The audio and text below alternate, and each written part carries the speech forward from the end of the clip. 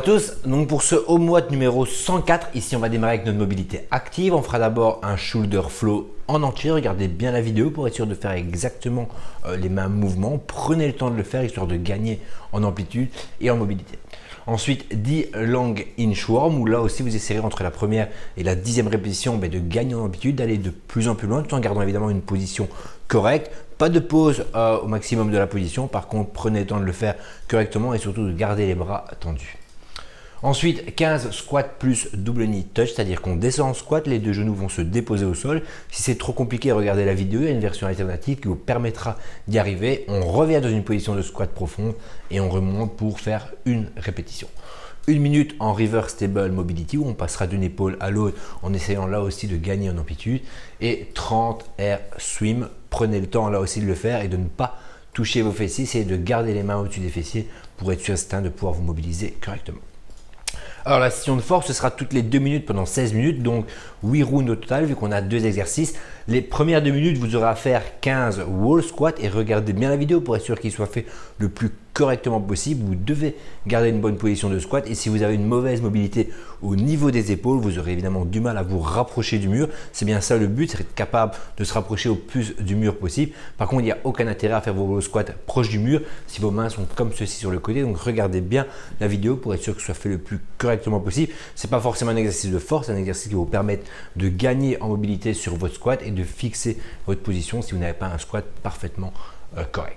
La deuxième minute, par contre, ce sera 15 strict dips à réaliser, peu importe, entre deux chaises. Si vous avez une station de dips, sur des anneaux, si vous avez évidemment des anneaux, mais 15 répétitions totales. Vous pouvez regarder la vidéo explicative. Il y a plusieurs scaling qui sont démontrés et qui vous permettront au total d'arriver à faire 15 répétitions. Si pour vous, le strict dip, c'est un exercice trop compliqué, en tout cas pour faire 15 reps, vous pouvez faire quelques répétitions en strict dips et directement passer sur une version plus facile pour cumuler quand même un volume de 15 répétitions, par exemple 5 strict dips et ensuite 10 dips sur une chaise ou sur une table basse qui sont légèrement plus faciles à faire et qui vous permettront là aussi de quand même intégrer des dips dans le mouvement, mais de ne pas faire 15 dips et d'avoir un volume de 15 répétitions sur ces 2 minutes. Donc de 0 à 2, on part sur les wall squats, de 2 à 4, on part sur les strict dips et ainsi de suite pendant 16 minutes. Au niveau du workout, on aura un dead by à réaliser aujourd'hui.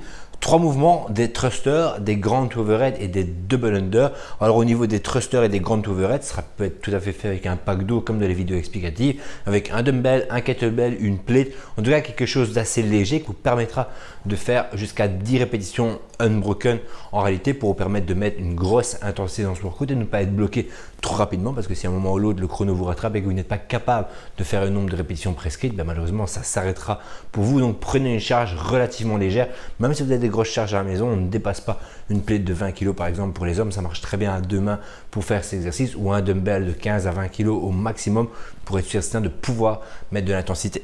Un thruster à réaliser, on dépose la plate ou la charge, un grand overhead à réaliser, on prend sa corde à sauter, 20 double under. Ensuite 2, 2, 20, 3, 3, 20 et ainsi de suite. On augmentera systématiquement d'une rep sur le thruster et le grand overhead. Par contre, les double under resteront tout le temps sur 20 répétitions.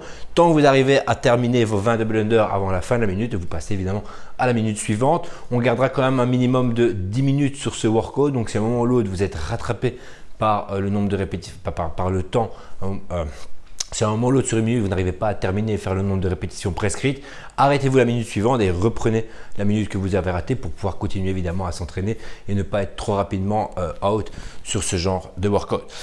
Au niveau des double under, si vous ne les maîtrisez pas, ça va être un réel problème sur ce genre de WOD. Vous risqueriez vraiment de trop rater des répétitions. Donc dans ce cas, je vous conseille de passer directement sur du single under, le même nombre de répétitions, ou ça peut être des jumping jacks sans problème. Ça prend plus ou moins le même temps. En tout cas, c'est un exercice qui est juste là pour vous faire monter votre cardio et quand ça deviendra difficile, pour vous permettre de vous obliger à reprendre une minute avec le cœur qui soit assez haut, que vous n'ayez de moins en moins de temps de récupération et qu'à chaque fois la minute se termine par quelque chose qui vous fasse monter le cardio. Et donc, si vous n'arrivez pas à faire vos double under et que vous prenez 30 secondes pour les faire, déjà vous allez rapidement être bloqué par le temps parce qu'à un moment ou l'autre ça prendra plus de 30 secondes pour faire votre thruster et vos grands overhead et surtout vous allez rater et l'intensité ne sera pas si haute que ça, il y aura un gros énervement de votre part, ça ne vous permettra pas de devenir bon sur les double under que de les faire sous pression comme ça dans un workout. Donc prenez un exercice que vous maîtrisez largement, que vous êtes sûr de ne pas rater et qui vous permettra de mettre une grosse intensité pour pouvoir repartir sur une minute.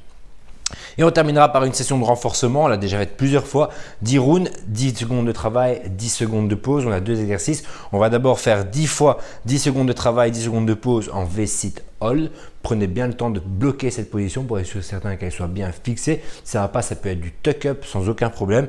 Et ensuite, 10 fois 10 secondes de travail, 10 secondes de pause sur du extended plank hold. Là aussi, regardez bien la vidéo pour être certain que ce soit bien fait. C'est très bien de vouloir aller loin avec ses mains, mais il faut être certain que la position reste correcte sur le temps de travail, donc sur les 10 secondes. Donc à vous de voir où vous allez pouvoir mettre vos mains pour être certain de pouvoir tenir 10 fois 10 secondes. Et c'est assez facile au début, ça devient quand même rapidement compliqué. Donc prenez le temps de le tester avant. Et si à un moment vous vous rendez compte que vous n'avez pu avoir une position correcte, rapprochez un petit peu vos mains de vos épaules. Ça vous permettra de rendre le mouvement légèrement plus facile, de pouvoir toujours continuer à travailler correctement. Et on en restera là pour ce début de semaine. Ce sera déjà une très bonne session. On se reverra demain pour le WOD 105.